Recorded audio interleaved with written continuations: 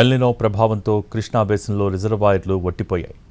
నీటి మట్టం పాతాళంలోకి జారిపోయింది. అయితే కొద్ది రోజులుగా కర్ణాటకలో కురుస్తున్న వానలకు కృష్ణా, తుంగభద్ర నదుల్లో కాస్త వరద చేరుతోంది. దీంతో మళ్లీ ఆశలు చిగురిస్తున్నాయి. మంగళ్య షాపింగ్ మాల్ ఇప్పుడు దిల్సుఖ్ నగర్ మెయిన్ రోడ్ లో జూలై 17న గ్రాండ్ ఓపెనింగ్. ఎల్నినో ప్రభావంతో వర్షాభావ పరిస్థితులు మెట్ట రైతులనే కాదు, ఆయకట్టు రైతులను కూడా ఆందోళనకు గురిచేస్తున్నాయి. జలాశయాల్లో నీటి మట్టాలు అడుగంటడంతో నీరు విడుదల చేస్తారా లేదా అన్న ఆందోళన నెలకొంది. రాయలసీమలోని ప్రాజెక్టులన్నీ కృష్ణా, తుంగభద్ర నదులపైనే ఆధారపడ్డాయి. గత ఏడాది భారీ వర్షాలతో ఈ సమయానికి జలాశయాల్లో నీటి మట్టాలు వేగంగా పెరిగాయి.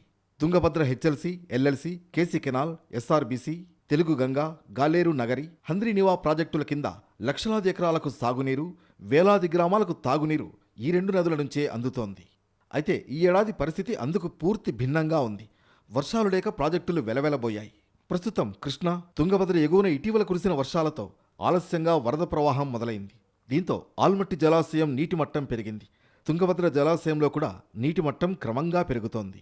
ప్రధానంగా శ్రీశైలం జలాశయం నిండితే కానీ రాయలసీమలోని జలాశయాలకు నీరందదు.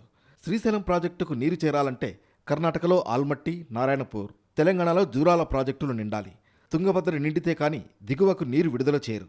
ప్రస్తుతం ఆల్మట్టి నీటి మట్టం పెరగడంతో దిగువ జలాశయాల్లో ఆశలు చిగురించాయి. ఆల్మట్టిలో ప్రస్తుతం 1695 అడుగులు దాటి నీరు ఉంది. కృష్ణానది ఎగువన ఒకసారి భారీ వర్షాలు కురిస్తే ఆల్మట్టి నిండి దిగువకు నీరు విడుదల చేసే అవకాశం ఉంది. కర్ణాటకలో శివమొగ్గ, అగుంబే ప్రాంతంలో వర్షాలు పడడం వల్ల తుంగభద్ర జలాశయానికి కొంతమేర వరద వస్తోంది. ప్రస్తుతం డ్యాంలో 20 టీఎంసీల నీరు చేరింది. తుంగభద్ర జలాశయం నిండితే దిగువకు నీరు విడుదల చేస్తారు. మొత్తానికి తుంగభద్ర, కృష్ణానదిలో ప్రవాహం కొంతవరకు ఆశలు రేకెత్తిస్తున్నా ఎగువన భారీ వర్షాలు కురిస్తే తప్ప శ్రీశైలం, తుంగభద్ర జలాశయాలు నిండవు. రాబోయే రోజుల్లో వర్షాభావ పరిస్థితులు ఇలాగే ఉంటాయా? వరుణుడేమైనా కరుణిస్తాడా అన్నది చూడాలి.